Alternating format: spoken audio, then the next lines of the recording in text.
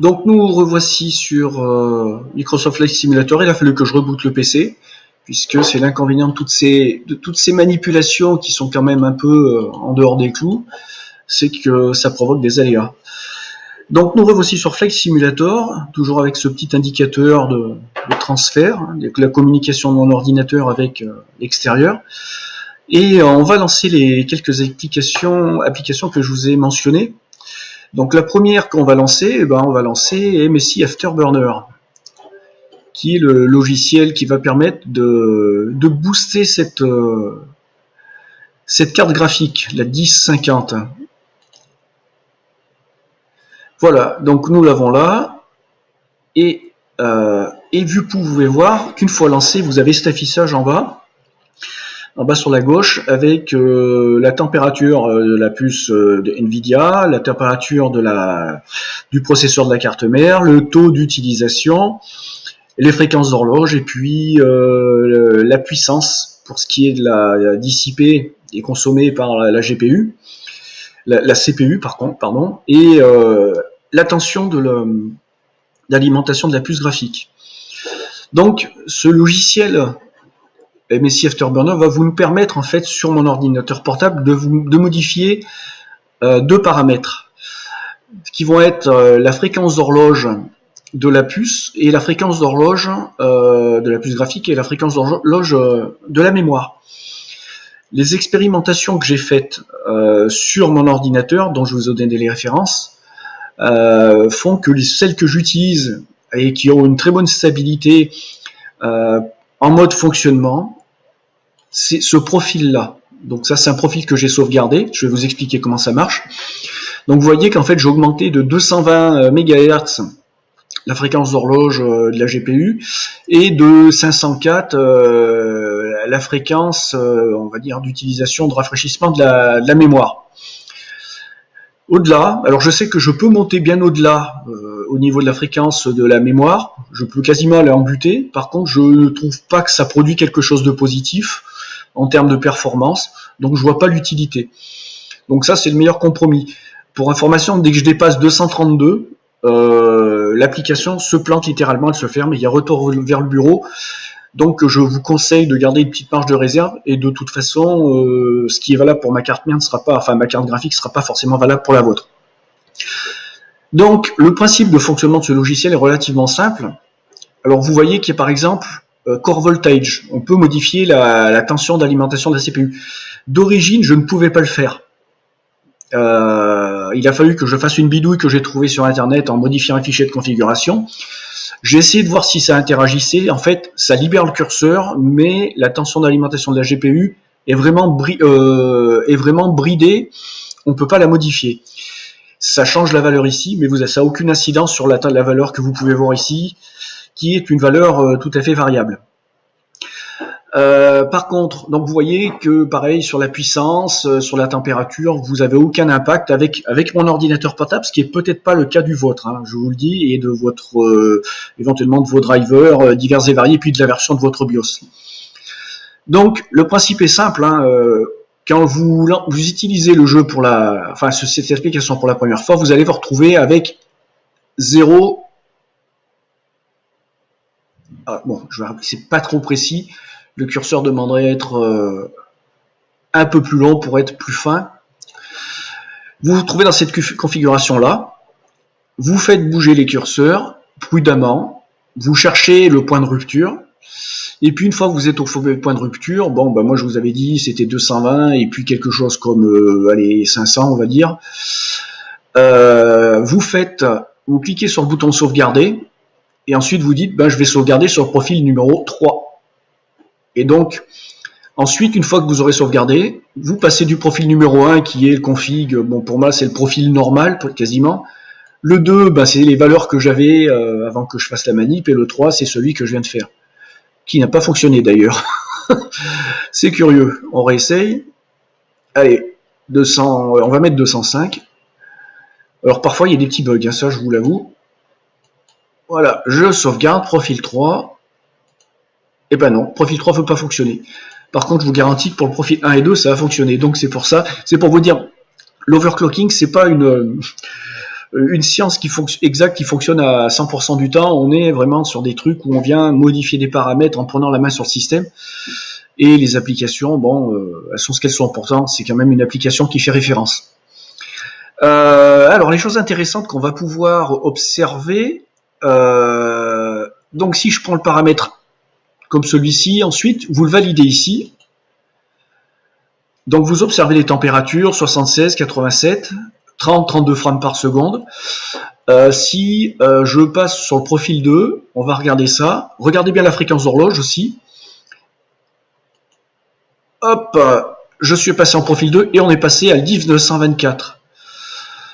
Voilà, donc vous voyez que l'effet est instantané sur la fréquence. Sur le pourcentage d'utilisation de la CPU, bon là l'application elle ne tourne pas pleinement, elle est juste sur le mode affichage de la page principale. Donc, et vous voyez que ça a augmenté en même temps les frames par seconde. On va revenir en arrière sur le profil numéro 1. Là on est à 30, 33, 31, 34.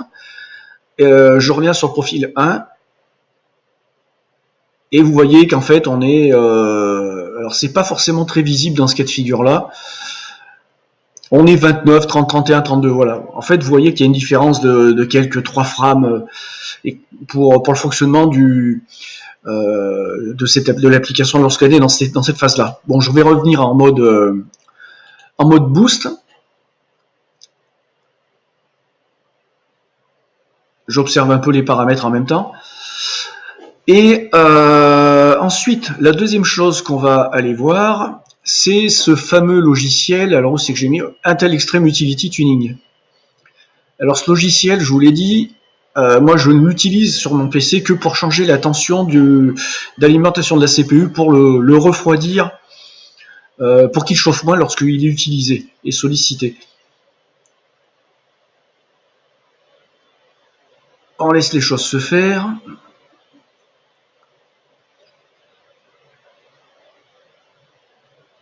Alors il y a beaucoup de choses qui tournent tout de suite, hein. C'est pour ça que vous vous étonnez pas. Hop, je vais cliquer sur tous les contrôles. Donc vous étonnez pas de la lenteur, alors là, vu que je vais modifier, je vais accéder à des paramètres qui sont dits critiques, il demande une validation. Et là vous arrivez aux paramètres critiques. Donc ce logiciel est bien sympa puisque vous pouvez sélectionner ce que vous voulez afficher comme valeur.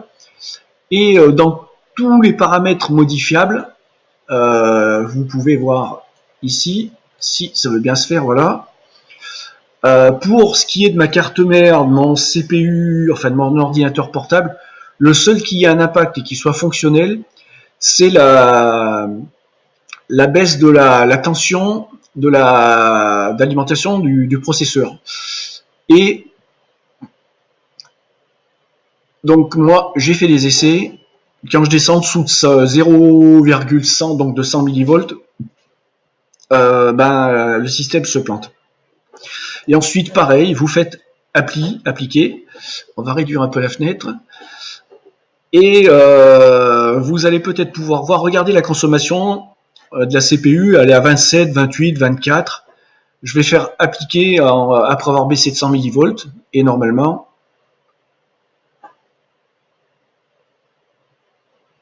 je dis bien normalement,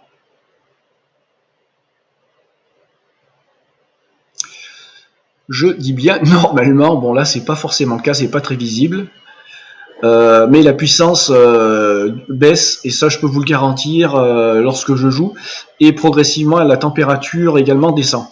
Alors peut-être ce qui se produit tout de suite est un peu hors contexte de ce que j'ai fait avant, puisque j'ai fait la mise à jour de Microsoft Flight Simulator, et étant donné qu'à chaque fois ils vont jouer sur l'application et qu'ils cherchent à améliorer certaines choses au niveau du rendu graphique et de l'utilisation de la carte vidéo, il peut y avoir des changements de sollicitation. Mais hier, ah oui, c'est peut-être un peu normal. Oui, alors je sais pourquoi. J'ai compris. Je sais pourquoi la puissance ici est de 28.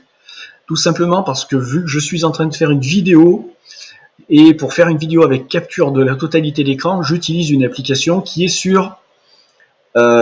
qui s'appelle Screencatify, et qui est donc que j'utilise avec cette icône là. Et la caractéristique, et ce qui se passe concrètement, c'est, on va revenir là, c'est que normalement, mon CPU, lorsque Microsoft Flight Simulator tourne, il est à 30%, 30, 40. Et là, en fait, j'ai augmenté considérablement la sollicitation du CPU par l'application que j'utilise pour faire la capture vidéo. Voilà, j'ai l'explication.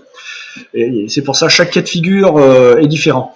Là, vous voyez, au niveau des frames, on monte jusqu'à 35. Je vais cacher ce petit icône.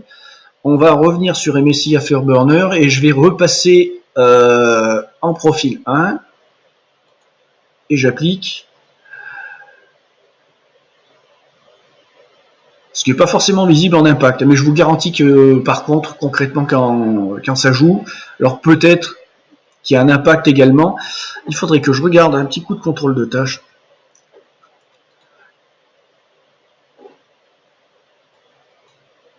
On va faire par taux d'utilisation de processeur. Donc Microsoft Flight Simulator utilise 43% et Chrome utilise 18%. Voilà, processeur graphique, vous voyez, on lui demande le max.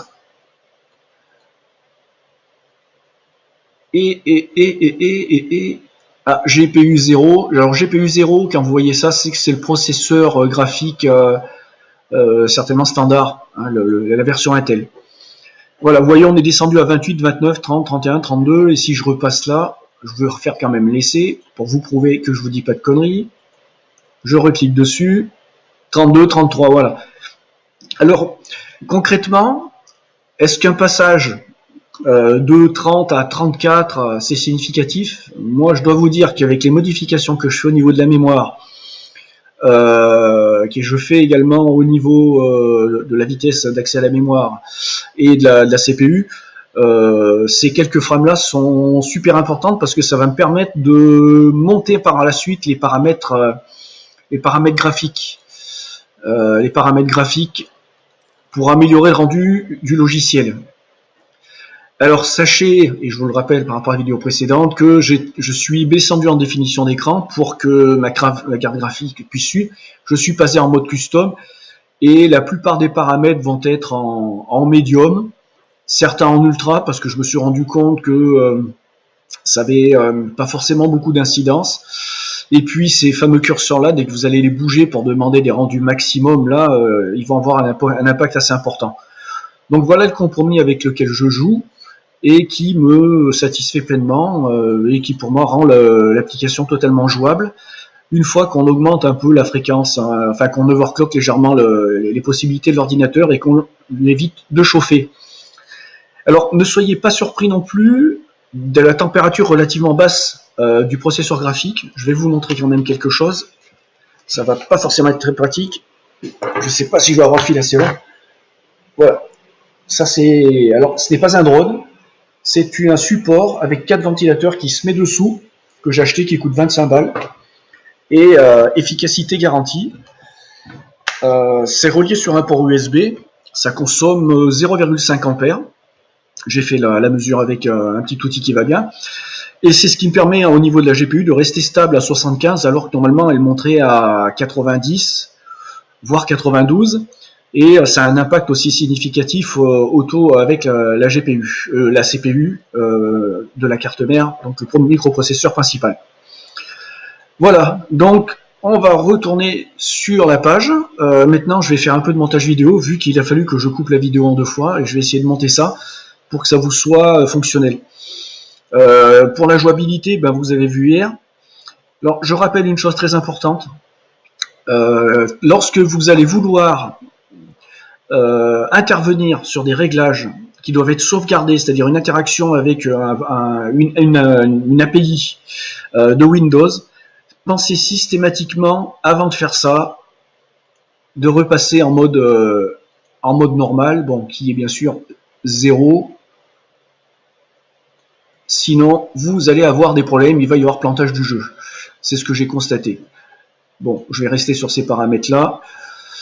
On va essayer d'ailleurs de faire un essai, voir. Allez, tiens, on va faire le test. On va voir. Peut-être que vous allez assister à un crash en direct. Je vais vous le montrer dans quel cas ça se crash. Par exemple, on va créer un vol. Alors j'ai vu que sur cette nouvelle version, ils avaient rajouté LEMG. Voilà, Malaga. C'est un aéroport que je connais bien, j'y ai atterri en tant que passager plusieurs fois. C'est une superbe ville. Alors, c'est à Rivol. Et puis, on va taper LFLC, qui est Clermont-Ferrand, qui était censé être rajouté, et que je ne vois pas apparaître. Tiens, c'est curieux. C'est curieux.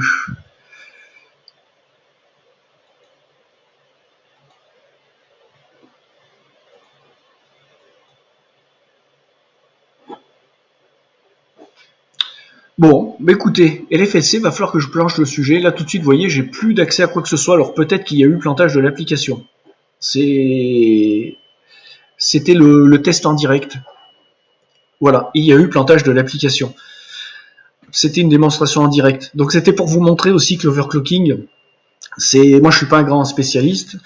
Je veux absolument pas flasher le BIOS pour pouvoir rentrer en paramétrage dans le BIOS. Je veux faire des choses qui me permettent de tourner pour jouer tranquillement. Vous avez vu l'éventail, vous avez vu le crash, donc je vous mens pas, je vous cache rien. C'est pas une science exacte, mais ça permet de tourner en attendant de changer de configuration matérielle. En l'occurrence, une unité centrale qui devrait être dans les 2000 balles, quoi. Là, si on veut avoir les dernières générations de cartes vidéo. D'ailleurs, les dernières générations, là, les Nvidia, les 3000, avec la plus costaud qui s'avère avoir des problèmes pour certaines versions, avec des plantages d'applications, comme vous venez de le voir là. Allez les amis, maintenant je vais faire un peu de montage vidéo et puis je vous souhaite une très bonne journée.